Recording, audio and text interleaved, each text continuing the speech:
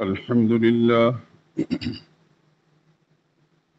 الحمد لله وحده والصلاة والسلام على من لا نبي بعده ولا رسول بعده ولا معصوم بعده. أما بعد فإن خير الحديث كتاب الله وخير الهدي هدي محمد صلى الله عليه وسلم وشر الأمور محدثاتها وكل محدثة بدعة وكل بدعة ضلالة وكل ضلالة في النار. أعوذ بالله من الشيطان الرجيم. بسم الله الرحمن الرحيم.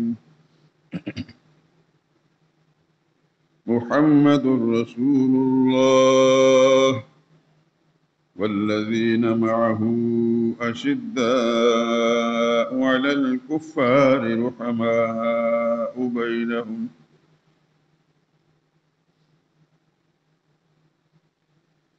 حضرت محمد اللہ کے رسول ہیں اور جو لوگ ان کے ساتھ ہیں وہ کافروں کے حق میں تو بڑے سخت ہیں اور آپس میں بڑے مہربان. سبحان ربک رب العزت عما یصفون وسلام علی المرسلین والحمد للہ رب العالمین. درود پاک پڑھ لیں. اللهم صل على محمد وعلى آل محمد كما صليت على إبراهيم وعلى آل إبراهيم إنك حميد مجيد. اللهم بارك على محمد وعلى آل محمد كما باركت على إبراهيم وعلى آل إبراهيم إنك حميد مجيد.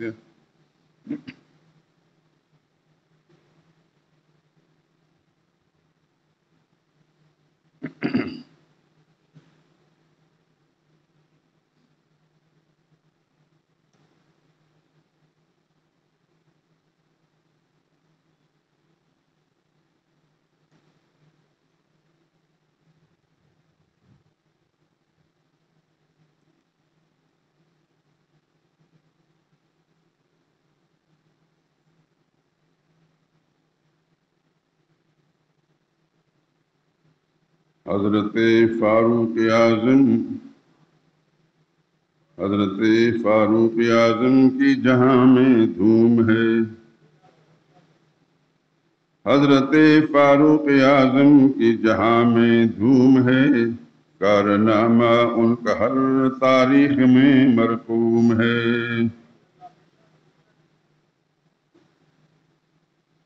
حلقہ اسلام میں داخل ہوئے اس شان سے بے دھڑک مومن اذان دینے لگے اعلان سے. جانے سارے رحمت للعالمین بن کر رہے غم گسارے رحمت للعالمین بن کر رہے. دشمنان دین میں پھر ہلچل سی پیدا ہو گئی. کامرانی بندگانے حق پہ شیدا ہو گئی. ان کے دور حکمرانی کی نہیں ملتی مثال. کاروبار سلطنت میں ان کو حاصل تھا کمال. ہر قدم راہ خدا میں ان کا اٹھتا تھا مدام. عمر بھر کی پیروی حضرت خیر الانام. ان کی حکمت سے ہوا زیر نگین سارا جہاں. عدل اور انصاف کا سکہ ہوا ہر سو رواں. آل و اصحاب محمد کی بڑی توقیر کی. جاگزیں الفت تھی دل میں شبر اور شبیر کی. روضہ اقدس میں وہ آرام فرما ہے سرور. دیکھو تو ان کے مراتب کتنے اعلیٰ ہیں سرور. حضرت فاروق اعظم کی جہاں میں دھوم ہے، کارنامہ ان کا ہر تاریخ میں مرقوم ہے۔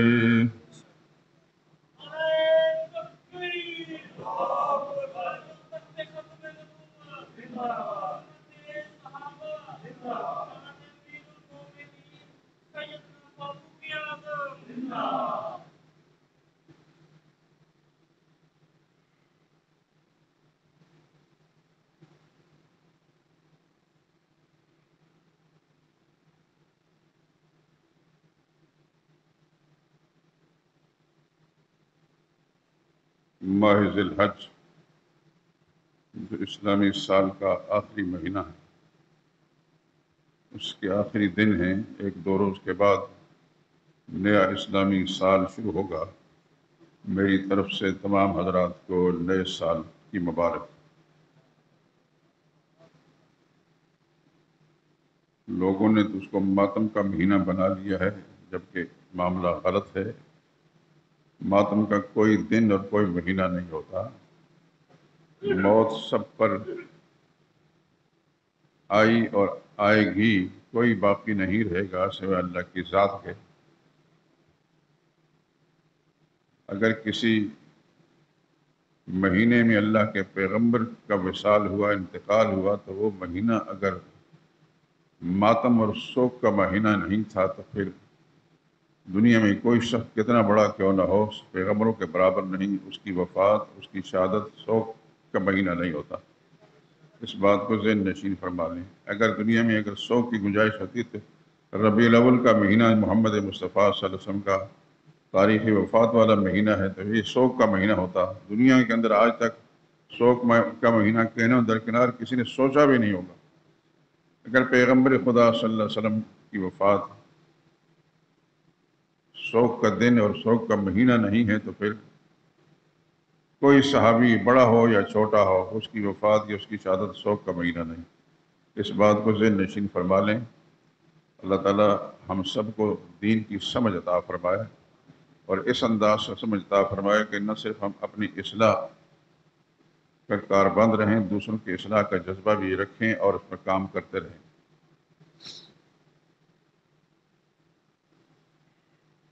یہ جو نظم میں نے پڑھی ہے، اس نظم سے ہی آپ نے میرے مضمون کا اندازہ فرما لیا ہوگا۔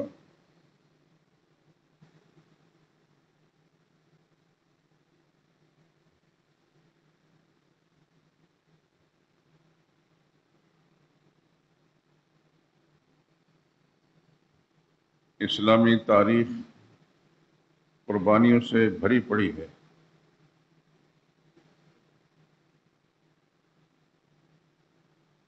ایک قربانی تو وہ ہے جو اللہ کے حکم سے روئے زمین پر بسنے والے مسلمان اس قربانی کا عمل بجا لاتے ہیں، جیسا کہ چند روز پہلے آپ نے بھی ایسا کیا۔ لیکن صرف اسلامی ادوار کے اندر اسی قربانی پر مسلمانوں نے اکتفا نہیں کیا، مسلمانوں نے عملی قربانیاں بھی پیش کی، اپنی جانوں قربانیاں پیش کی۔ چنانچہ آج ذی الحج کی کون سے 28، یہ جس شخصیت کا میں ذکر کرنے لگا ہوں، یہ ذی الحج کے مہینے کی غالباً 27 تاریخ تھی۔ ان کو ایک ایرانی ملعون نے مسجد کے اندر نماز کی حالت میں خنجر مارا، اور ٹھیک یکم محرم الحرام میں ان کا وصال ہوا۔ 2-3 دن حیات رہنے کے بعد سیدنا فاروق اعظم رضی اللہ تعالیٰ عنہ محرم الحرام کے آغاز کے اندر اللہ کو پیارے ہو گئے۔ خدا کی ارب ہار رحمتیں ان پر نازل ہوں، اور ہر اس شخص پر جو محمد مصطفیٰ صلی اللہ علیہ وسلم کا سچا پیروکار اور صحابہ کرام کا کے نقش قدم پر چلنے والا ہے، اس پر وہ خدا کی کروڑوں رحمتیں نازل ہوں۔ یہ بھی دعا کریں کہ اللہ ہم سب کو ایسا جذبہ عطا کرے، ایسی سوچ دے کہ ہمارے دل کے اندر اللہ کے پیغمبر سے بڑھ کر کی کوئی شخصیت نہ ہو، اور پیغمبر کی تیار کردہ پاکیزہ جماعت صحابہ اکرام سے بڑھ کر کوئی نہ ہو۔ اللہ ہمیں پوری زندگی ایسی ہی سوچ دیے رکھے اور اس پر قائم رکھے۔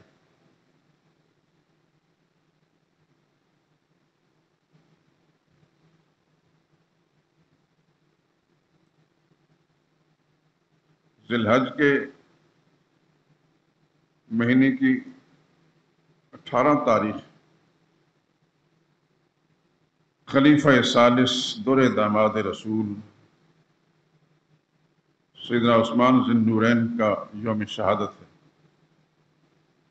اس تفصیل میں جانے کی ضرورت نہیں کہ اس کے پیچھے کیا سازش تھی اور کون کون اس میں کردار ادا کر رہا تھا، لیکن یوں کہہ لیجئے کہ ذی الحج کا مہینہ یہ بھی قربانی کا مہینہ ہے۔ ایک قربانی تو وہ ہے جو اللہ کے حکم مطابق اللہ کے پیغمبر حضرت ابراہیم خلیل اللہ نے اپنے بیٹے کی دی تھی، اور انہی کی اتباع میں پھر دنیا بھر کے مسلمان 10 تاریخ ذی الحج کو قربانیاں دیتے ہیں۔ لیکن اسی ذی الحج کے مہینے کے 18 تاریخ کو سیدنا عثمان سرور کائنات صلی اللہ علیہ وسلم کے دور داماد کی قربانی ہے۔ اس کے بارے میں کئی بار آپ سن چکے ہیں۔ عجیب بات ہے کہ اسی ماہ مبارک کی 27 تاریخ مدینہ الرسول صلی اللہ علیہ وسلم مسجد نبی میں رسول اللہ صلی اللہ علیہ وسلم کے ایک خادم اور غلام، مخلص وفادار ساتھی سیدنا فاروق اعظم رضی اللہ تعالیٰ عنہ کی شہادت ہوئی، اور 1 محرم الحرام یہ ان کی شہادت کا دن ہے۔ یاد رکھیں کہ ہم جس ملک میں بستے ہیں، جن حالات میں جیتے ہیں، یہاں تو لوگوں نے قصداً ارادتاً اسلامی تعلیم کے برعکس، اس کے خلاف محرم الحرام کے مہینے کو سوگ کا، ماتم کا مہینہ قرار دیا، اور کرتے بھی ہیں۔ لیکن یاد رکھیں کہ کوئی مسلمان نہ ایسا سوچتا ہے، نہ اس کو کرنا چاہیے۔ ماتم کا کوئی مہینہ، کوئی دن، کوئی گھڑی، کوئی سانس نہیں، یہ ذہن نشین فرما لیں۔ ظاہر بات ہے کہ آپ جہاں جن حلقوں میں رہتے ہیں، آپ کے احباب میں، رشتہ داروں میں، دوست یاروں میں ایسے لوگ ہوں گے جو یہ جو گمراہی ہے پھیلائی ہوئی اس مہینے کے بارے میں، اس کے بارے میں وہ سوچ رکھتے ہوں گے، جس کی میں نے نشاندہی کر رہا ہوں کہ آپ ان کی اصلاح کریں۔ اصلاح صرف مسجد کے امام اور مولوی کی نہیں ذمہ داری، جس کو خدا نے دین کی سمجھ عطا فرمائی اس کی ذمہ داری ہے کہ جہاں جہاں بھی اس کا بس چلتا ہے دوسرے کی اصلاح کرے۔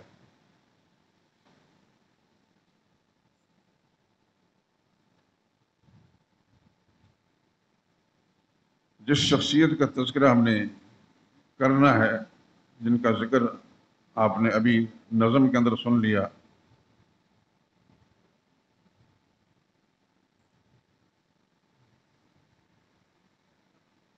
کائنات انسانی میں آدم کی اولاد میں انبیاء کرام علیہ السلام کے بعد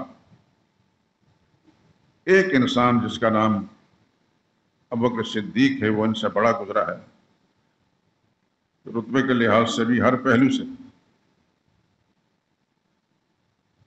اس کے بعد پھر فاروق اعظم جیسا انسان نہ آج تک پیدا ہوا، نہ قیامت تک پیدا ہوگا، یہ ذہن نشین فرما لیں آپ۔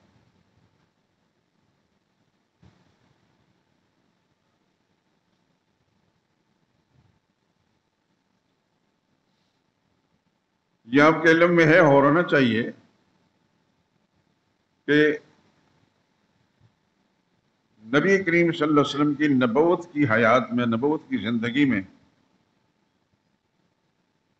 مکہ شہر کے اندر، مکی زندگی کے اندر جو سخت ترین مخالف لوگ تھے، جیسے ابو جہل ہوا، لیکن ابو جہل کے بعد علماء نے لکھا ہے کہ سخت ترین مخالف رسول اللہ صلی اللہ علیہ وسلم کے حضرت عمر بھی تھے رضی اللہ تعالیٰ۔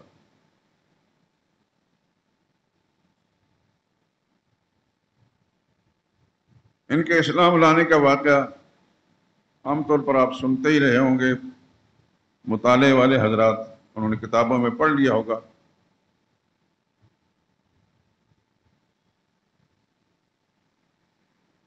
یہ اپنے گھر سے تلوار لٹکا کر محمد مصطفیٰ صلی اللہ علیہ وسلم کی طرف جا رہے تھے۔ کسی نے پوچھا کہاں جا رہے ہیں؟ کہ میں محمد کو قتل کرنے جا رہا ہوں۔ کہنے والے نے کہا اللہ کے بندے، جن کو تم قتل کرنے جا رہے ہو ان کے مدرسے کی برانچ تو تمہارے گھر میں کھل چکی ہے۔ کیا مطلب؟ کہنے لگے کہ تمہارے بہنوئی بھی مسلمان ہو گئے اور تمہاری بہن بھی مسلمان ہو گئی، انہوں نے محمد کا کلمہ پڑھ لیا ہے صلی اللہ علیہ وسلم۔ غصے سے بھرے ہوئے بپھرے ہوئے گھر پہنچے، دروازے پر دستک دی، اندر ان کی ہمشیرہ اور بہنوئی قرآن کریم پڑھ رہے تھے، اور حضرت خباب بن ارت ایک صحابی ہیں، غالباً وہ معلم تھے۔ ان کی آہٹ پا کر خباب بن ارت تو ایک سائڈ پر ہو گئے۔ دروازہ کھلتے ہی سب سے پہلے اپنے بہنوئی حضرت سعید بن زید، یہ عشرہ مبشرہ میں سے رضی اللہ تعالیٰ عنہ، ان کو پکڑ کر مارنا شروع کیا۔ بہت زیادہ مارا تو ان کی ہمشیرہ جو ان کی اہلیہ تھی حضرت سعید بن زید رضی اللہ تعالیٰ عنہ، کہ وہ اپنے شوہر کو اپنے بھائی کے ظلم سے چھڑانے کے لیے آئیں، تو پھر ان کو بھی مارنا شروع کر دی۔ کفر عجیب چیز ہے، جس کے دل دماغ میں کفر کا تصور ہوتا ہے، اس کو پھر اچھائی اور برائی کی تمیز نہیں ہوتی۔ یہ تمیز تب ملتی ہے جب اللہ تعالیٰ ایمان کی دولت سے مالا مال کرتے ہیں۔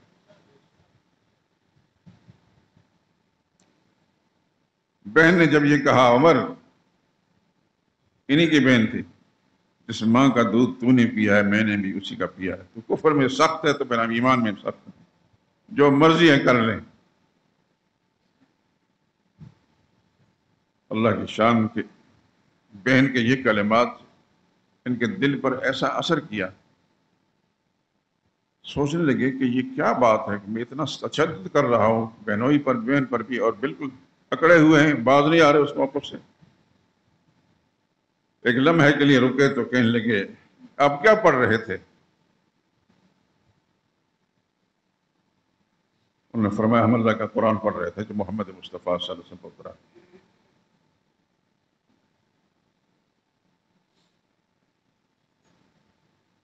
کہنے لگے مجھے بھی دکھاؤ۔ بہن نے بڑی جرأت کہا انکا رجسن، تم ناپاک اور پلید ہو، اور مشرک ناپاک ہوتا پلید ہوتا ہے، آپ قرآن کو ہاتھ نہیں لگا سکتے جب تک غسل نہ کرنے یا وضو نہ کرنے۔ لیکن وہی لمحات ہیں اللہ کی طرف سے ان کی اللہ کے ہاں قبولیت اور ایمان کی۔ انہوں نے سختی نہیں کی، انہوں نے وضو کیا اور قرآن کریم ہاتھ میں پکڑ کر کھولا۔ غالباً سورہ طٰہٰ سامنے آئی، مَا أَنزَلْنَا عَلَيْكَ الْقُرْآنَ لِتَشْقَىٰ، میرے نبی میں نے قرآن کریم اس لیے اتارا آپ پر کہ آپ اس کی وجہ سے مصیبت میں پڑ جائیں۔ تنزیلا ممن خلق الارض، یہ حکم نام ہے اس بادشاہ کا، اس بڑی ذات کا جس نے زمین بنائی ہے، والسماوات اللہ، اور بلند آسمان بنایا ہے۔ اور وہ کون ہے؟ الرحمن، وہ رحمان ہے، علی العرش استویٰ، عرش پر مستوی ہے۔ یہ چند کلمات پڑھے تھے، فاروق اعظم کا دل و دماغ کی کیفیت بدل گئی، وہ سارا غصہ اور غرور اور تکبر اور سب کچھ کافور ہو گیا۔ کہنے لگے مجھے محمد کے پاس لے جاؤ صلی اللہ علیہ وسلم۔ یہ گھڑیاں تھیں خدا کے ہاں قبولیت کی۔ حضرت خباب کو جب محسوس ہوا تو وہ جہاں ایک سائڈ پر تھے، باہر نکل کے عمر تمہیں مبارک ہو، خدا کے پیغمبر تمہاری ہدایت کی دعائیں مانگ رہے۔ اللہ نے ان کی دعا قبول فرما لی ہے۔ گئے نبی کریم صلی اللہ علیہ وسلم پر اس وقت تک تقریباً 40 کے لگ بھگ مسلمان ایمان لائے تھے، اور صفا پہاڑی اب تو وہ صفا مروہ مسلمانوں کی عبادت کا ایک مرکز بن گئے، لیکن اس وقت صفا پہاڑی سے تھوڑے سے فاصلے پر حرم سے باہر دار ارقم ایک صحابی ہیں، ان کے گھر میں رسول اللہ صلی اللہ علیہ وسلم اور وہ مسلمان رسول اللہ صلی اللہ علیہ وسلم سے دین سیکھ رہے تھے۔ نبی کریم صلی اللہ علیہ وسلم کے پاس اس وقت آپ کے چچا عم محترم حضرت حمزہ رضی اللہ تعالیٰ عنہ تھے، یہ بھی تھوڑا عرصہ پہلے مسلمان ہوا، اور ایک اور صحابی۔ ان کو چلتے ہوئے دیکھ کر انہوں نے اندیشہ ظاہر کیا، خدا خیر کرے عمر آ رہے ہیں اور تلوار بھی لٹکی ہوئی، کیونکہ عمر کو سب لوگ جانتے تھے عمر کیسا انسان ہے، زمانہ کفر کے اندر بھی یہ مشہور تھے اور زمانہ اسلام کے اندر بھی۔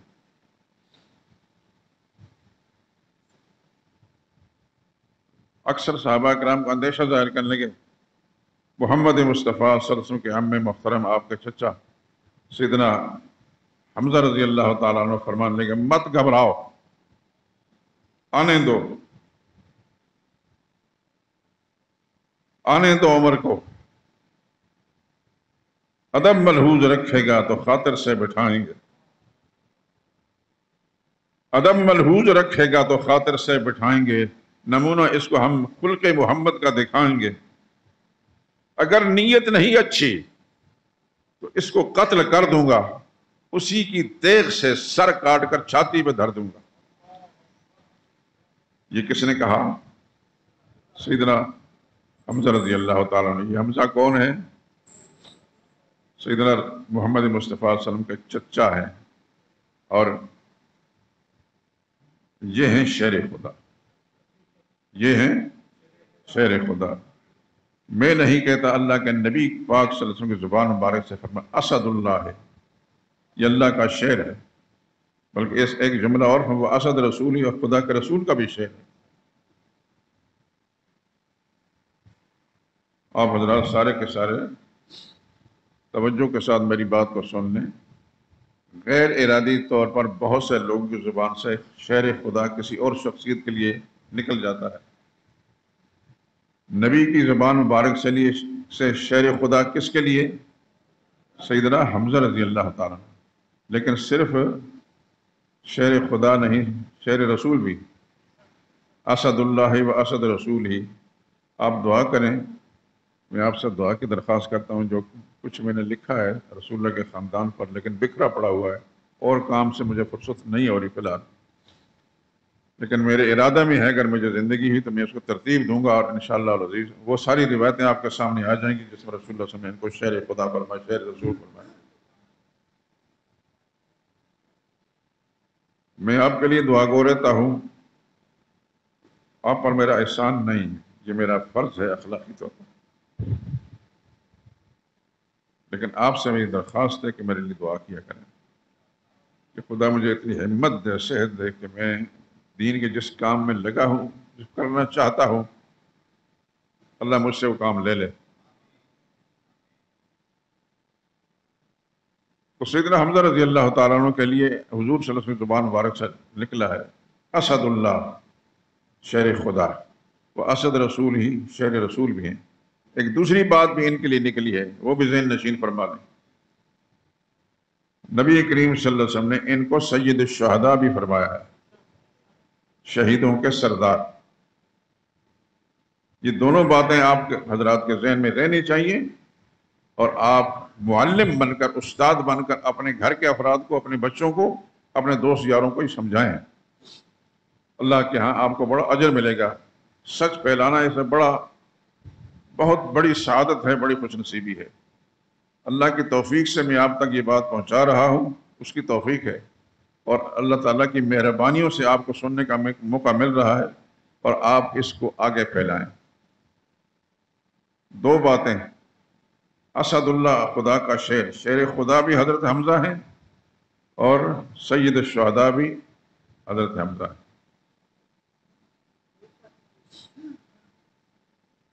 پچھلے جمعے شاید میں نے اشارہ دیا تھا، اس سے پہلے بھی، کہ حضور صلی اللہ علیہ وسلم ایک مجلس میں بیٹھے تھے،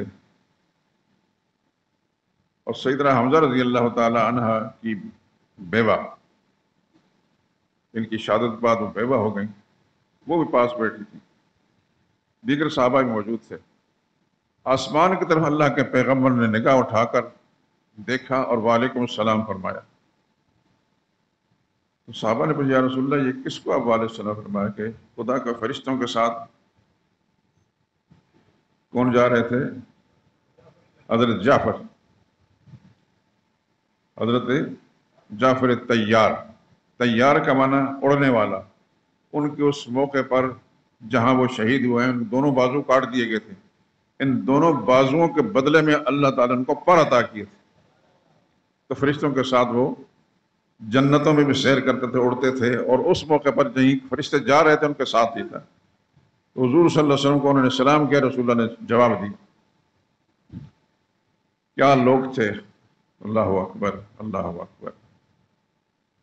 خدا کے دین کے لیے جب قربانی دیتے ہیں تو خدا ان کو پھر کہاں کہاں لے جاتا ہے، اور کہاں کیا کیا ان کے مرتبہ اور مقام دنیا تک پہنچاتا ہے۔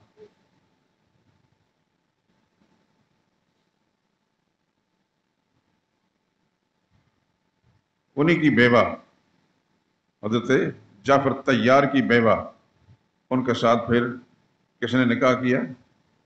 سیدنا ابوبکر صدیق رضی اللہ تعالیٰ عنہ۔ اور جب حضرت ابوبکر صدیق کی وفات ہوگی تو پھر اس کے بعد سیدنا علی رضی اللہ تعالیٰ عنہ سے نکاح کیا۔ یہ ذہن نشین فرما لیں۔ خیر، بات ہو رہی ہے سیدنا فاروق اعظم رضی اللہ تعالیٰ عنہ کی۔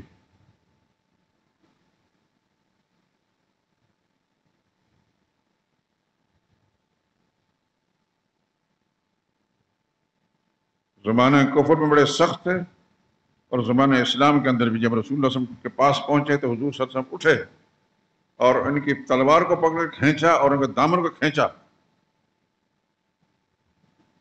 اللہ اکبر، پیغمبر کی جرأت پر، حوصلے پر قربان جائیں۔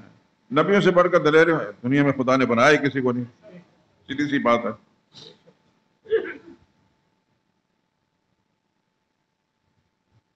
حضور نے فرمایا کب کلمہ پڑھو گے؟ کیوں آئے ہو؟ عرض کہ یا رسول اللہ آیا تو میں قتل کرنے کے لیے تھا، لیکن اب میں خود قتل ہو چکا ہوں۔ اشہد ان لا الہ الا اللہ واشہد ان محمد رسول اللہ، کلمہ پڑھ لیا۔ اس موقع پر رسول اللہ صلی اللہ علیہ وسلم نے نعرہ تکبیر بلند کیا، اور صحابہ کرام جو اس کے موجود تھے اتنا زور سے کہ پوری مکہ کی وادی کے اندر یہ آواز پھیل گئی۔ اور اس وقت جبریل امین نازل ہوئے، رسول اللہ صلی اللہ علیہ وسلم پر فرمانے لگے لقد استبشر اہل السماء باسلام عمر، اللہ کے پاک پیغمبر، آسمان کے فرشتے جو آسمان والے بھی عمر کے اسلام پر انہوں نے وہ بھی خوشیاں منا رہے ہیں۔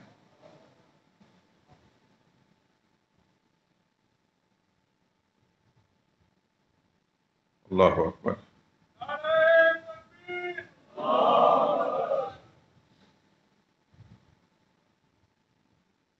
اللہ ہم سب کو زندگی کی ہر سانس میں صحابہ کرام کی محبت، ان کی عقیدت، ان کی اتباع نصیب فرمائے۔ جب بھی ضرورت پڑے اس جان کو اللہ کی راہ میں قربان کرنی تو خدا ہمت اور حوصلہ دے، خندہ پیشانی سے خدا کی راہ میں جان کو قربان کر دے۔ تبھی موت جو مرنا ہے وہ بھی موت ہے، تبھی موت تکلیف والی ہوگی، اور وہ شہادت کی موت تکلیف والی نہیں ہوتی۔ شہید انسان کے جسم کا خون کا قطرہ زمین پر نہیں پہنچتا، اس سے پہلے اللہ اس کے لیے جنت کے فیصلے کر دیتے ہیں۔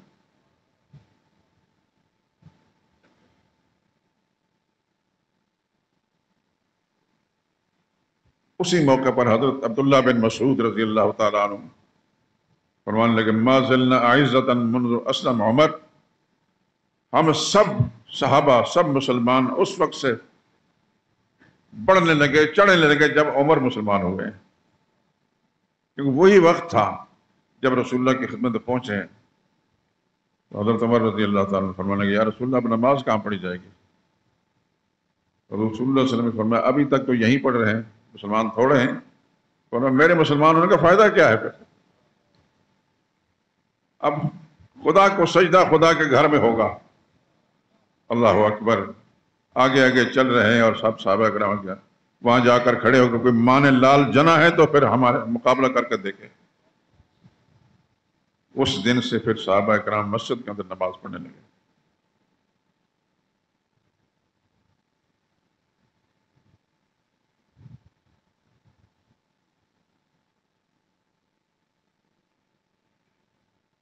اللہ اکبر۔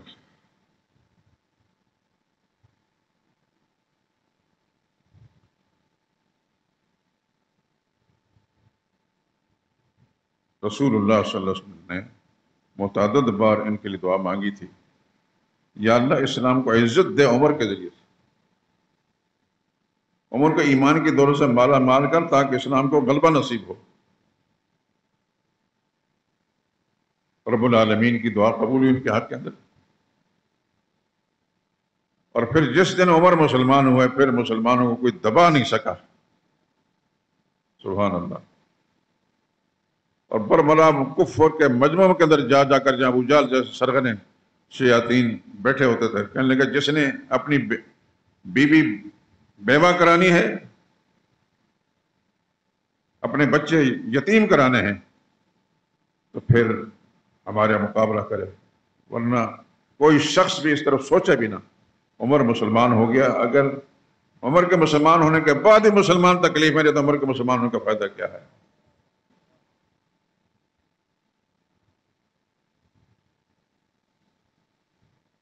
آپ خوش نصیب ہیں کہ سیدنا فاروق اعظم رضی اللہ تعالیٰ عنہ کے ساتھ عقیدت اور محبت رکھتے ہیں۔ یہ اللہ کی مہربانیاں ہیں، ہمارا ذاتی کمال کوئی نہیں۔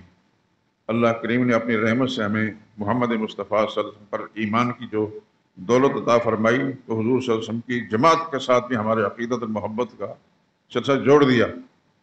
اب ہم میں سے کوئی شخص بھی ایسا نہیں اور نہ ہونا چاہیے کہ حضور صلی اللہ علیہ وسلم کے ادنا سے ادنا صحابی کے بارے میں کوئی سوء ظنی اور بدگمانی ہو۔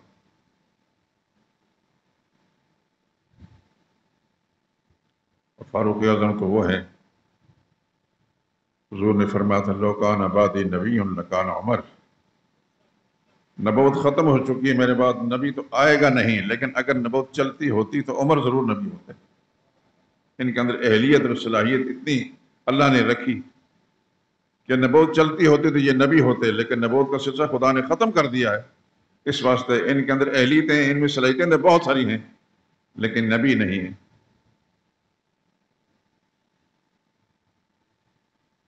ان کی پوری زندگی اللہ کی قسم مطالعہ کریں، حیران رہتا ہے انسان۔ خلفاء سیدنا ابوبکر صدیق، سیدنا عثمان، سیدنا علی، سیدنا معاویہ، دیگر بات کے لوگ، لیکن جب تقابل کرتے ہیں کارناموں کے اعتبار سے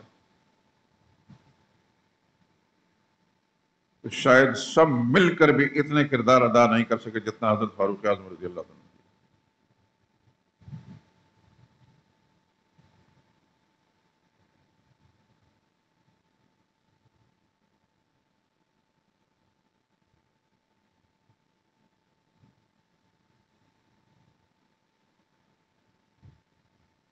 اور حضور صلی اللہ علیہ وسلم کی لائی ہوئی شریعت، یعنی عقائد، خاص طور عقیدہ توحید، اس معاملے میں ایسا کردار ادا کیا ہے فاروق اعظم نے کہ اس کی بھی مثال نہیں۔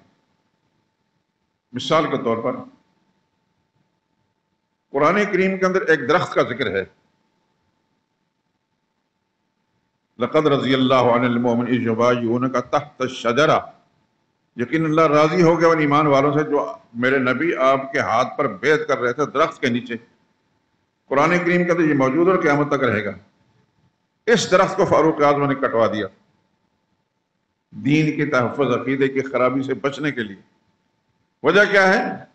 وجہ یہ ہے کہ اس کا ذکر آیا قرآن کریم کے اندر، تو اکثر مسلمان جب وہاں سے گزرتے آتے جاتے وہاں 2 رکعت نماز پڑھ جاتے۔ نماز تو اللہ ہی کے لیے پڑھتے تھے، لیکن ان کی فراست میں قربان جانے کا آج تو مسلمان ہیں، یہ اللہ کی بات کے لیے کر رہے ہیں، لیکن آنے والے وقت کے اندر اس کی پوجا پاٹ شروع ہو جائے گی۔ فاروق اعظم رضی اللہ عنہ درخت کٹوا دیا۔ خدا بند خصوص نے ایسی فراست عطا فرمائی تھی، جب تقابل کرتے ہیں دیگر تمام صحابہ اکرام کے ساتھ تو فاروق اعظم سب سے اوپر نظر آتے ہیں فراست ایمانی میں۔ رتبہ ابوبکر صدیق کا بڑا ہے، اس کی وجوہ اور ہیں، لیکن فراست ایمانی میں حضرت فاروق اعظم رضی اللہ تعالیٰ عنہ کا مد مقابل کوئی شخص نہیں۔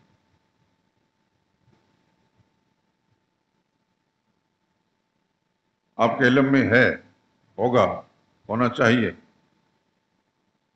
آج آپ اللہ کے گھر کی زیارت کے لیے جاتے ہیں، اللہ پاک سب کو زیارت کرائے اور آپ کا جانے کو اللہ قبول فرمائے۔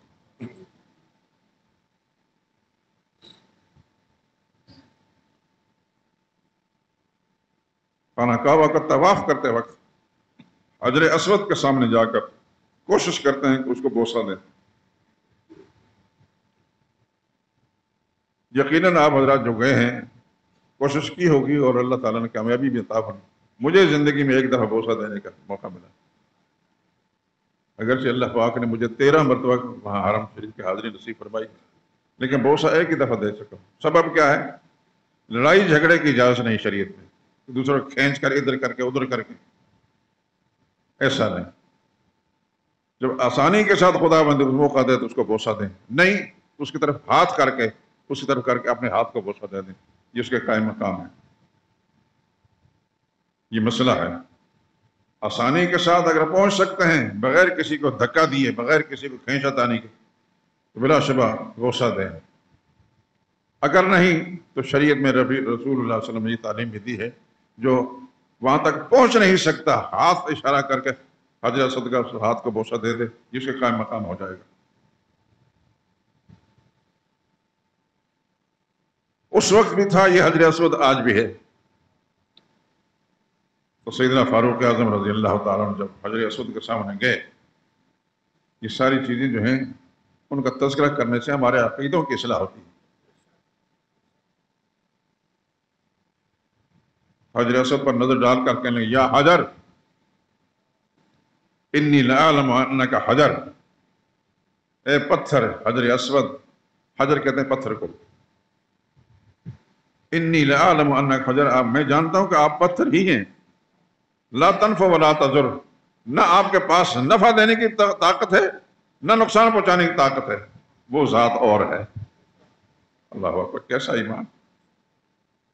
لولا ان رسول اللہ صلی اللہ علیہ وسلم قبلک، کہ میرے آقا حضرت محمد مصطفیٰ صلی اللہ علیہ وسلم نے آپ پر بوسے نہ دیے ہوتے، ان کی اتباع میں بوسہ دے رہا ہوں، لما قبل تو قط، پھر میں کبھی آپ کو بوسہ نہ دیتا۔ ایسی اصلاح فرمائیے قیامت تک مسلمان اس کے ذریعے سے اپنی ایمان کی حفاظت کر سکتے ہیں۔ جنت سے آیا وہ پتھر ہے، خدا کے پیغمبر نے، بلکہ سارے پیغمبروں نے اس بوسے دیے، یہ تو آپ کو پتہ ہی ہے نا۔ انسان سے پہلے اللہ پاک نے یہ جگہ خانہ کعبہ یہ مرکز بنایا تھا، اور پھر جب آدم علیہ السلام پیدا ہوئے اس کے بعد یکے بعد دیگر انبیاء اکرام تشریف لاتے رہے، اس عمارت کی شکست و ریخت ہوتی رہی، ٹوٹ پھوٹ کا شکار رہی، پھر بنائے گی، پھر بنائے گی، پھر بنائے گی، حتیٰ کہ آپ قرآن کریم سے پڑھتے ہیں یہ اذ یرفع ابراہیم القواعد من البیت و اسماعیل، ابراہیم علیہ السلام اور ان کے صاحب حضرت اسماعیل علیہ السلام دونوں باپ بیٹا بیت اللہ کی تعمیر اٹھا رہے ہیں، ساتھ دعا کر ربنا تقبل منا، یا اللہ ہمارے سے عمل قبول فرما۔ پھر نبی کریم صلی اللہ علیہ وسلم کے زمانے کے اندر بھی اس کی شکست کے بعد، یعنی ٹوٹ جانے کے بعد پھر تعمیر ہوئی۔ اتنا فرق ہوا کہ مشرکین مکہ جو چودھری تھے، وہ تھے اکثر مشرک، انہوں نے یہ خرابی کی کہ بیت اللہ کا دروازہ سطح زمین سے اوپر کر دیا، تو آج آپ دیکھتے ہیں کہ ہر آدمی وہاں پہنچ نہیں سکتا، سوائے اس کے کہ سیڑھی لگتی ہے، وہ قرآن جس کو اجازت دیتے ہیں تو وہ جاتا ہے، نہیں تو نہیں۔ لیکن ہے یہ غلط بات، ہے یہ غلط بات۔ تو قریش مکہ نے اس کی سطح بلند کر دی، خیال یہ تھا کہ ہم خود جائیں گے یا جس کو داخل ہونے اجازت دیں گے وہ جائے گا ورنہ نہیں جائے گا۔ بعد میں رسول اللہ صلی اللہ علیہ وسلم نے جب اس بات کا اظہار فرمایا کہ حضرت ابراہیم علیہ السلام کی تعمیر اور سابقہ انبیاء کے زمانے کی تعمیر ایسی نہیں تھی جو قریش مکہ نے کی. تو کوئی حکومت آئی صحابہ کرام میں سے، انہوں نے کہا ہمیں اجازت دو، ہم اس کو توڑ کر پھر سطح زمین کے برابر کر دیں. یہ رسول اللہ کے بعد تو غالباً امام مالک یا کسی اور بزرگ نے کہا کہ نہیں، اب اسی حالت میں رہنے دیا جائے، ورنہ ہر حکومت آ کر اپنے نام بڑی کے لیے توڑے گی بنائے گی، توڑے گی بنائے گی. رسول اللہ صلی اللہ علیہ وسلم نے اس کے بارے میں جو کچھ فرما دیا ہر مسلمان کو پتہ ہے اور پتہ ہونا چاہیے، لیکن توڑ پھوڑ کی اب اجازت نہیں. اور ایک بات مجھے اچانک خیال آیا،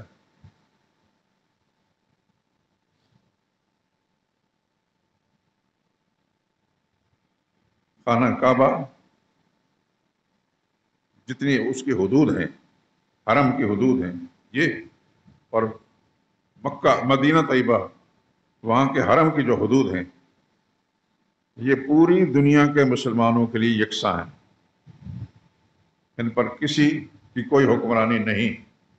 موجودہ جو حکمران اگر کہتے ہیں کہ یہ ہمارے تصرف میں تو چلو، یہ غلط کر رہے ہیں. وہ آج نہیں تو کل کسی وقت موقع خدا دے گا. حرم کی حدود جو ہے اس کا کوئی مالک نہیں، پوری دنیا کے مسلمان اس کے وارث ہیں، میں بھی اور آپ بھی، اور آنے والے زمانے کے اندر کوئی مسلمان پیدا ہوگا وہ بھی. جب چاہے اللہ کے گھر میں جا کر طواف کر سکتا ہے، سعی کر سکتا ہے. جب چاہے محمد مصطفیٰ علیہ وسلم کے روضہ اطہر پر حاضری ہو سکتا ہے، صلاۃ و سلام پیش کر سکتا ہے. یہ مسئلہ ہے. لیکن یہ سعودی گورنمنٹ، اللہ ان کو ہدایت دے، ہم ہدایت کی دعا کر سکتے ہیں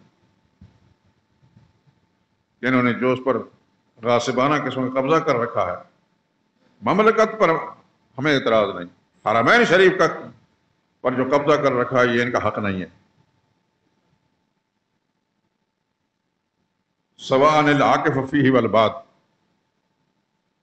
تو وہاں کا رہنے والا اور دوسرا رہنے والا اس کے لیے برابر ہیں.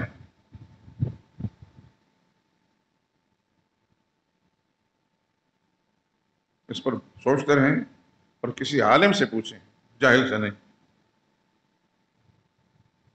عالم آپ کو یہی بتائے گا کہ حرمین کا وہ حدود جس کے اندر کافر داخل نہیں ہو سکتا، وہ ساری دنیا کے مسلمانوں کی مشترکہ متاع ہے. جب چاہے مسلمان حرم شریف میں داخل ہو سکتا ہے، طواف کر سکتا ہے، سعی کر سکتا ہے. ایسا ہی مسجد نبوی روضہ اطہر پر، لیکن اس کا مالک کوئی نہیں، وارث کوئی نہیں. تحفظ کرنے کے لیے خادم تو ہو سکتے ہیں، صفائی رکھنے کے لیے کوئی بھی مسلمان ہو سکتا ہے، کوئی حکومت ہو سکتی ہے، لیکن کوئی حکومت کو روک نہیں سکتی کسی مسلمان کو اندر جانے سے. یہ مسئلہ ہے. کیونکہ میرا یہ موضوع نہیں ہے، ضمناً یہ بات آ گئی ہے. تذکرۃ سیدنا فاروق اعظم رضی اللہ تعالیٰ عنہ کا ہو رہا ہے، اور آپ خوش نصیب ہیں اس پہلو سے کہ بہت ساری ایسی چیزیں جو اس سے پہلے شاید آپ کو سننے کا موقع نہ ملا ہو، آج اللہ کی توفیق سے آپ کو سننے کا موقع مل گیا، اور یہ پتہ چل گیا کہ فاروق اعظم یہ کون ہے. یہ آپ جانتے ہیں کہ رسول اللہ صلی اللہ علیہ وسلم کی یہ سسر تھے. ان کی صاحبزادی ام المؤمنین سیدہ حفصہ رضی اللہ تعالی عنہ رسول اللہ صلی اللہ علیہ وسلم کی زوجہ مطہرہ تھی.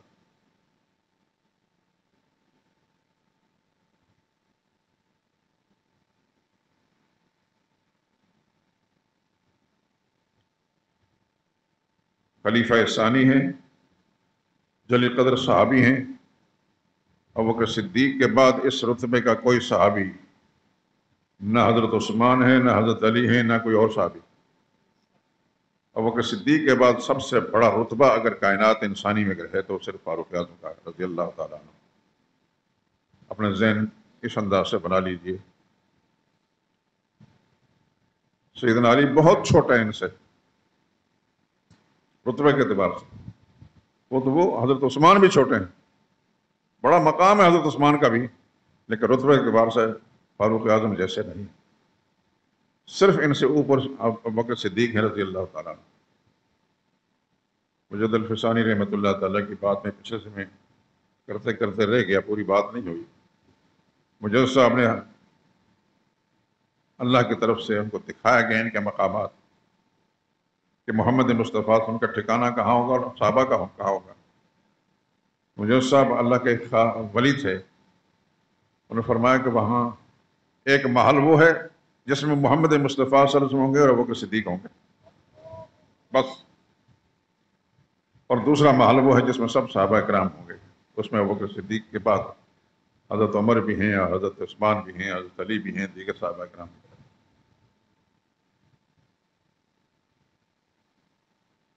لیکن یہ بات میں ذہن نشین فرما لیجئے، میں دوستوں درخواست کروں گا کہ صحابہ کا نام ادب سے لیں،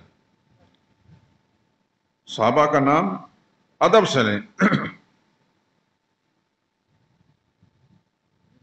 یہ ایمان کا تقاضا ہے، ہمارے ایمان کا تقاضا یہ ہے کہ نبی کریم صلی اللہ علیہ وسلم کی محبت اور حضور صلی اللہ علیہ وسلم نے جن پر اعتماد کیا ہے ان کے ساتھ محبت رکھیں اور ان کا نام ادب سے لیں۔ ابھی جب میں نے سورہ فتح کی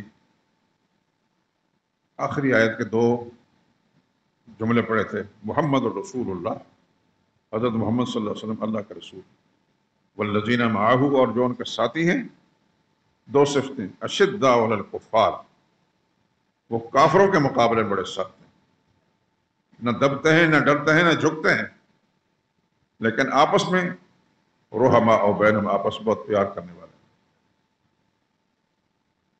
یہ جو رحماء بینہم، اس پر غور فرمائیں۔ آپ جس ملک میں رہتے ہیں، جس موقف میں، جن حالات کے اندر رہتے ہیں، آپ کو طرح طرح کے ابلیس کی اولاد، شیطان کے تخم ملیں گے جو صحابہ کرام کی شان میں گستاخی کریں گے اور صحابہ کے بارے میں یہ بکواس کریں گے، یہ آپس میں لڑتے تھے۔ سب سے زیادہ جاننے والی ذات کون ہے؟ صرف اللہ کی۔ اللہ نے اطلاع دی ہے رحماء بینہم، آپس میں بڑے پیار کرنے والے تھے، دشمن نہیں تھے، پیار کرنے والے تھے۔ اس لیے میں سب حضرات سے، آپ سب دوستوں سے درخواست کروں گا کہ صحابہ اکرام کے بارے میں ایسی ہی سوچ رکھیں۔ کسی کتاب میں اگر لکھا ہے کہ فلاں نے فلاں کے خلاف ایسا کیا، ویسا کیا، ویسا کیا، اس کو ردی کی ٹوکری میں پھینک دیں، اس کو آگ لگا دیں۔ قرآن فیصلہ کرتا ہے رحماء بینہم، آپس پیار کرنے والے۔ قرآن کہتا ہے اولئک کتب فی قلوبہم الایمان، یہ وہ لوگ ہیں جن کے دلوں میں اللہ نے اپنے تقدیر کے قلم سے ایمان لکھا تھا۔ اللہ کے لکھے ہوئے کو اللہ ہی مٹا سکتا ہے اور کوئی نہیں مٹا سکتا۔ مومن کامل تھے یہ، لیکن اللہ کے حکم سے اور آپس میں پیار کرنے والے تھے، یہ ایک دوسرے کے دشمن نہیں تھے۔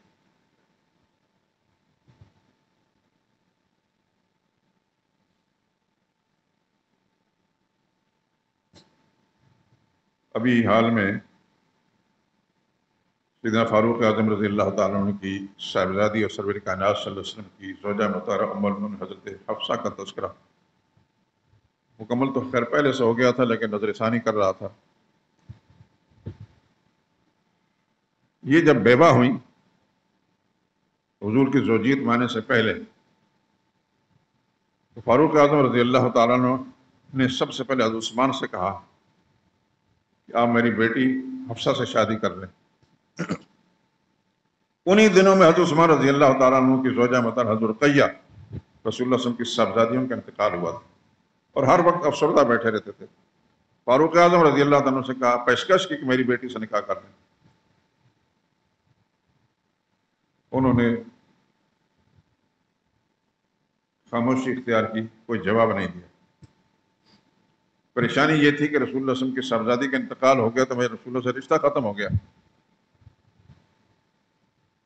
فاروق اعظم افسردہ ہوئے۔ انہوں نے پھر حضرت ابوبکر صدیق سے فرمایا کہ میری بیٹی بیوہ ہو چکی ہے، آپ ان سے نکاح کر لیں۔ ابوبکر صدیق نے بھی کوئی جواب نہیں دیا۔ آپس میں اتنا پیار ہے، دوستی ہے، لیکن ایسے موقع پر جواب جب نہیں دیا تو فاروق اعظم کو بہت سخت ناراضگی اور رنجش ہوئی۔ پھر ان دونوں کی جو لاپرواہی کہہ لیجئے، لاپرواہی تو تھی نہیں، مسئلہ کچھ اور تھا، یہ شکایت کی رسول اللہ صلی اللہ علیہ وسلم کے پاس، یا رسول اللہ میری بیٹی بیوہ ہوئی ہے، میں نے دونوں سے کہا اور دونوں کو ضرورت بھی ہے، کسی نے کوئی جواب نہیں دیا۔ تو فاروق اعظم رضی اللہ تعالیٰ عنہ کو حضور صلی اللہ علیہ وسلم تسلی دیتے فرمایا، فکر نہ کریں، فکر نہ کریں، تمہاری بیٹی حفصہ کو عثمان سے بہتر شوہر ملے گا اور عثمان کو حفصہ سے بہتر بیوی ملے گی. اور سیدہ حفصہ رضی اللہ تعالیٰ عنہا کے ساتھ پھر خود رسول اللہ نے نکاح کر دیا. اس کا تو کوئی جواب نہیں. اور رسول اللہ صلی اللہ علیہ وسلم کی دوسری صاحبزادی سیدہ ام کلثوم رضی اللہ تعالیٰ عثمان کے نکاح میں دے دی.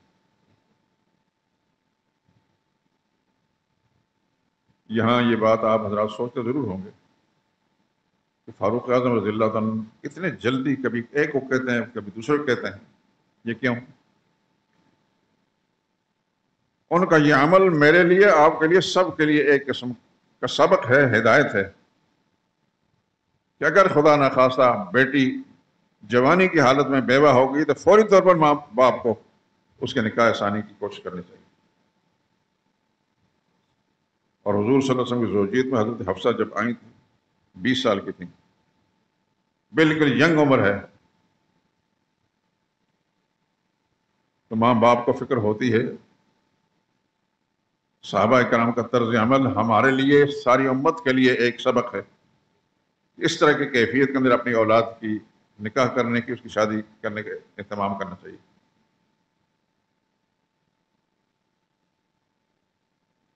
جب حضور صلی اللہ علیہ وسلم کی زوجیت میں چلیں گی تو ابو بکر صدیق نے فرمایا بھائی مجھ تم سے ناراض ہوئے تھے، آپ نے حفصہ کے بارے میں کہا تھا کہ نکاح کر لو. میں نے حضور صلی اللہ علیہ وسلم کو ان کا تذکرہ کرتے سنا تھا، آپ کو میں نے نہیں بتایا. میں رسول اللہ صلی اللہ علیہ وسلم کا راز آؤٹ نہیں کرنا چاہتا. آپس میں محبت بھی بے پناہ. ایک دفعہ ان دونوں بزرگوں حضرت فاروق اعظم اور حضرت ابوبکر صدیق کے درمیان کسی بات پر اختلاف ہو گیا، اور ابوبکر صدیق نے کچھ سخت بات کہہ دی. بڑے تھے، فاروق اعظم کو سخت بات کہہ دی. بعد میں احساس ہوا کہ مجھ سے غلطی ہوئی، انہوں نے معافی مانگنا چاہیے فاروق اعظم سے، لیکن انہوں نے نہیں مانا. بڑی کوششیں کی، نہیں مانا. پھر صدیق اکبر رضی اللہ تعالیٰ عنہ نے رسول اللہ کو سفارشی بنایا کہ آپ حکم دیں کہ مجھ سے راضی ہو جائیں.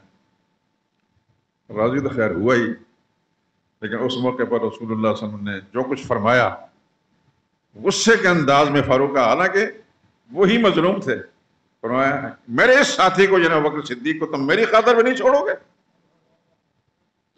جب کوئی بھی نہیں تھا میرا ساتھی سوائے اس کے،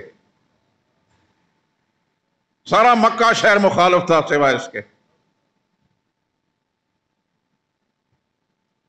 اس لیے میں اکثر کہا کرتا ہوں کہ امت کے اندر انبیاء کے بعد اگر جو سب سے بڑا انسان ہے تو ابوبکر صدیق ہے رضی اللہ تعالیٰ. میں نے جتنا بھی اس سلسلے میں مطالعہ کیا ہے، جو جتنی بار ناقص فہم ہے، کہیں بھی مجھے رسول اللہ صلی اللہ علیہ وسلم کے کسی فیصلے کے خلاف ابوبکر صدیق کو نہیں پایا. تو حضور نے فرمایا یوں ہونا چاہیے، میں فرمایا یوں ہی ہوگا. مثال کے طور پر بدر کے جو قیدی تھے، بدر کے مارکے میں جو لوگ مسلمانوں نے گرفتار کیے تھے اور مسلمان بھی تھے، تو رسول اللہ نے مشورہ پوچھا ان سے ان کے ساتھ کیا کیا جائے. ابوبکر صدیق کی رائے یہ تھی کہ یا رسول اللہ ان کو چھوڑ دیا جائے، ان سے جرمانہ لے کر. فاروق اعظم سے پوچھا، نے کہا میری رائے یہ ان سب کو قتل کر دیا جائے، جو میرے رشتہ دار ہے میرے حوالے کیا جائے، جو فلاں کا رشتہ دار ہے فلاں کے حوالے کیا جائے، سب کو قتل کر دیا جائے. نبی کریم صلی اللہ علیہ وسلم کی اپنی رائے مبارک یہ تھی کہ ان کو جرمانہ لے کر چھوڑ دیا جائے. حضور صلی اللہ علیہ وسلم کی رائے کے مطابق ابوبکر صدیق کی رائے تھی. کوئی بھی موقع ایسا نہیں آیا کہ حضور صلی اللہ علیہ وسلم کی ایک سوچ ہو اور ابوبکر صدیق کی سوچ اس کے خلاف ہو. جسے کہتے ہیں فنا فر رسول، اس کا اگر مصداق دنیا میں کوئی رہا ہے تو ابوبکر صدیق تھے. لیکن فاروق اعظم رضی اللہ تعالیٰ عنہ کی اپنی ایک شان ہے، ان کی وجہ سے دنیا میں جو اسلام کو قوت شوکت حاصل ہوئی وہ اس کی کوئی مثال نہیں ملتی. خلفاء میں ابوبکر صدیق کا معاملہ تو الگ ہے، ان کو تو مدت ہی بہت تھوڑی 2 سوا 2 سال جی سکے، جو مقام ہے فاروق اعظم کا، اور پھر فتوحات کے لحاظ سے جو مقام ہے حضرت معاویہ کا رضی اللہ تعالیٰ عنہ، ان دو کے مقابلے میں سارے صحابہ میں کوئی بھی نہیں۔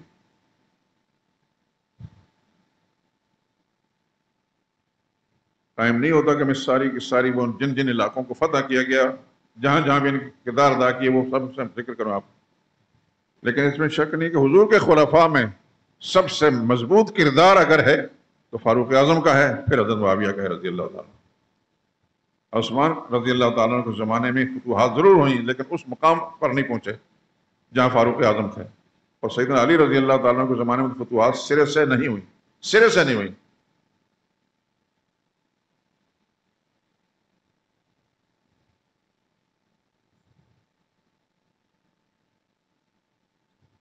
تو جس شخصیت کا تذکرہ ہم کر رہے ہیں، سیدنا فاروق اعظم رضی اللہ تعالیٰ عنہ، ان کا وصال آخر بات کر ختم کرتا ہوں۔ نماز پڑھا رہے تھے مسجد کے اندر، مسجد نبی کے اندر، عین حالت نماز میں ایک ایرانی بدبخت نے، یہ لگتا ہے شروع سے ہی بدبخت رہے، خنجر مارا فاروق اعظم رضی اللہ تعالیٰ عنہ کو کئی دفعہ، زہر آلود خنجر تھا، اور اس کی وجہ سے فاروق اعظم گر گئے، 3 دن حیات رہے، اور یکم ربیع الاول محرم الحرام کو ان کا وصال ہو گیا۔ اور پھر آپ سوچتے ہوں گے کیا نبی کریم صلی اللہ علیہ وسلم نے ان کے بارے میں فرمایا تھا کہ میری قبر کے ساتھ میں ان کی قبر بنائی جائے؟ یہ بڑی عجیب بات ہے۔ وہ جگہ جہاں رسول اللہ صلی اللہ علیہ وسلم مدفون ہے، یہ عائشہ صدیقہ رضی اللہ تعالیٰ عنہ کا گھر تھا۔ ابو بکر صدیق رضی اللہ عنہ چونکہ ان کے والد تھے، ان کے لیے تو انہوں نے خود جاتا ہے۔ تیسری قبر کی جگہ انہوں نے حضرت عائشہ صدیقہ رضی اللہ عنہ اپنے لیے رکھی تھی، لیکن جب ان کی شہادت ہونے والی تھی، بالکل زندگی آخری سانس لے رہے تھے، تو پوچھا کہ یار امیر المومنین آپ کو کہاں دفن کیا جائے گا؟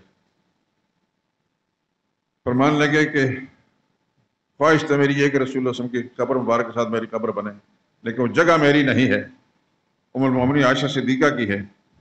میری طرف سے درخواست کر دینا، اگر خندہ پیشانی سے قبول کر لیں تو میری بھی قبر اپنے ساتھیوں کے ساتھ بن جائے، نہیں تو پھر مجھے جنت البقیع میں عام مسلمان قبرستان میں دفن کر دیا جائے۔ اور مومنہ عائشہ صدیقہ رضی اللہ تعالیٰ عنہ سے جب پوچھا گیا تو جگہ رکھی تو میں نے اپنے لیے تھی، لیکن آج میں عمر کو رضی اللہ تعالیٰ عنہ اپنے کو ترجیح دیتی ہوں۔ خدا کے کروڑ ہار رحمت نازل ہوں۔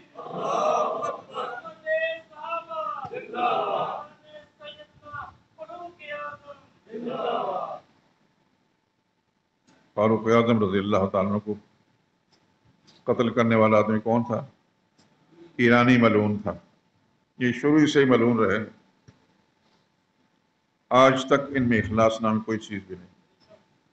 آپ حضرات کی سوچ کیا ہے مجھے اندازہ نہیں، لیکن میں اپنے ناقص فہم اور اب تک جو تحقیق کر چکا، ان سے زیادہ آپ کا پاکستانی مسلمان پاکستانی لوگوں کے لیے یا ہندوستان ہے اس کے دشمنوں سے، یا ایران ہے، لیکن اس ملک کے اندر جو منافق طبقہ ہے انہوں نے افغانستان کو دشمن بنا کر پیش کیا۔ افغانستان دشمن نہیں اس وقت خصوصاً۔ یہ بھی آپ کے علم میں ہوگا کہ پاکستان بننے کے ساتھ افغانستان کے ساتھ حالات کس نے بگاڑے؟ ایک قادیانی تھا جو حکومتی سطح پر بہت بڑا، اس ملعون نے 2 قادیانی بھیجے افغانستان کے اندر جا کر قادیانی کی تبلیغ کریں۔ وہاں کے افغانستان کے مسلمانوں جب پتہ چلا کہ یہ تو کفر کی تبلیغ کر رہے ہیں، انہوں نے پکڑ قتل کر دیا۔ تب سے اس خبیث نے پھر افغانستان کے ساتھ حالات نہیں سمجھنے دیے۔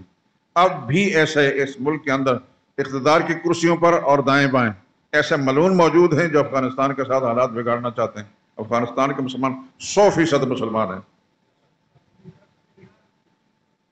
وہ آپ کا دشمن نہیں ہے، البتہ ادھر بھی دشمن ہے، ادھر بھی دشمن ہے۔ ابھی تھوڑے دن پہلے انہوں نے جو پاکستانی مسلمانوں کو قتل کیا تھا، وہ آپ کے علم میں ہوگا ذرائع ابلاغ سے، اور شاید اسی کے ازالے کے لیے وہاں کا صدر آیا تھا یہاں، جو کسی حادثے کے اندر مر گیا، لیکن پاکستانی مسلمانوں، آپ کے پڑوسی ملکوں کے اندر آپ کا ہمدرد 100% نظریاتی آپ کے ساتھ متفق وہ صرف افغانستان ہے بس۔ نہ ہندوستان ہے، وہاں ہندو غالب ہے، ہندو قابض ہے، اور نہ ایران ہے، اور نہ کبھی بھی مسلمانوں کے حق میں یہ نہ رہا۔ تو فاروق اعظم رضی اللہ تعالیٰ عنہ کی زندگی چراغ گل کرنے والا بھی ایک ایرانی ملعون تھا، اپنے آپ کا مسلمان کہلاتا تھا۔ وہ مسجد نبی کے اندر مسلمانوں کے صفحے میں گھسا ہوا تھا۔ جب موقع ملا فاروق اعظم نے جب تکبیر تحریمہ کہی تو اس نے خنجر مار دیا، اور بچانے کے لیے جب آئے تک غالباً 7 یا 8 اور مسلمانوں کو خنجر مار کر شہید کر دیا۔ یہ اتنا بڑا ملعون تھا، خدا کی کرم و لعنت اس پر ہو۔ لیکن اس ملعون کو اب اس کی قبر ایران کے اندر بڑے اعزاز کے ساتھ اور بڑے اعزازی کلمات کے ساتھ اس کو مقبرہ بنایا گیا کہ اس نے بڑا کارنامہ سر انجام دیا عمر فاروق کو قتل کر کے۔ تو کوئی مسلمان کبھی سوچ سکتا کہ فاروق اعظم قاتل کے لیے اتنے بڑے اعزاز ہو، اس کا مقبرہ بنایا جائے؟ معلوم ہوتا ہے کہ اول سے لے کر آج تک آنے والے حالات کا اللہ ہی کو پتہ ہے کہ کون کیا ہوگا، لیکن یہ مخلص نہیں مسلمانوں کے لیے۔ وآخر دعوانا الحمدللہ رب العالمین۔